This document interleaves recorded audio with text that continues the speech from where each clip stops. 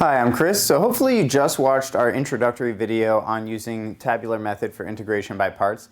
And now we're going to look at a slightly more advanced question where we have an x squared term and then a cosine function of 3x. So let's try this out. With tabular method, you want to make sure you have your table set up. First columns for the sign, positive and negative, will alternate values as you move down. The next column is for your value of u, which for this problem will be x squared. And your last column is for dv, which will be basically everything else that you've got there, which is cosine of 3x. And now, as you go down this column for u, you're going to derive all the way until you get to 0. So let's go ahead and do that. The derivative of x squared is, hopefully you said 2x. If not, you want to look at some of our earlier videos from the year talking about power rule. Derivative of 2x is 2, and the derivative of a constant is 0. So we derive until we get to 0. Now for the next column, where you have dv, you're actually going to do the opposite process. You're going to integrate. And you're going to continue to integrate until you've got values that match up with each of the derivative values that you had from that second column.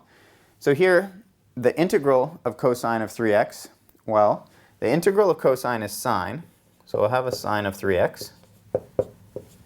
And then when you're taking the derivative, you're going to multiply by the derivative of the inside. When you're taking the integral, you're going to divide. So that's going to be sine of 3x times 1/3.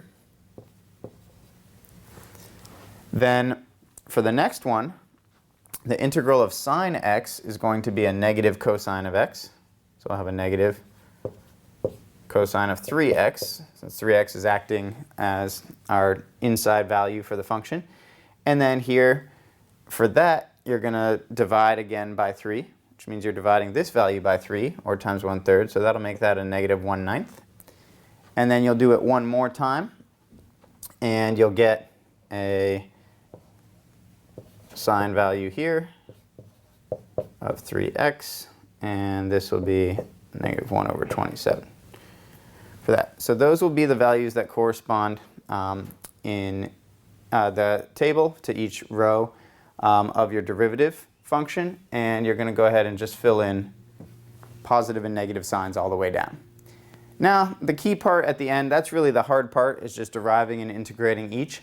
And then at the end, you're just going to start in your top left and go straight across, and then diagonally down 1. Straight across, diagonally down 1, straight across, diagonally down 1. And you can stop once you get to that 0. You don't need to worry about that. Plus or minus 0 doesn't impact your equation. So your final answer for this will be x squared times 1/3 sine of 3x. I'm going to write it out and then simplify, just so you can see the whole process, times 1/3 sine of 3x. And then negative 2x times negative 1/9 cosine of 3x. So I'll have minus 2x times negative 1/9 cosine of 3x. And our next value will be a plus 2 times a negative 1/27 sine of 3x.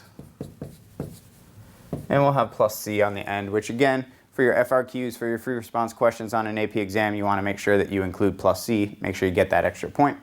Now let's go ahead and see if we can tidy this up a little bit. So here, x squared times 1/3 we can write as x squared over 3 sine of 3x. Negative 2x times negative 1/9 will end up being a positive 2x over 9 cosine of 3x. Plus 2 times a negative 1/27 will be a minus 2/27 sine of 3x, and the whole thing plus c.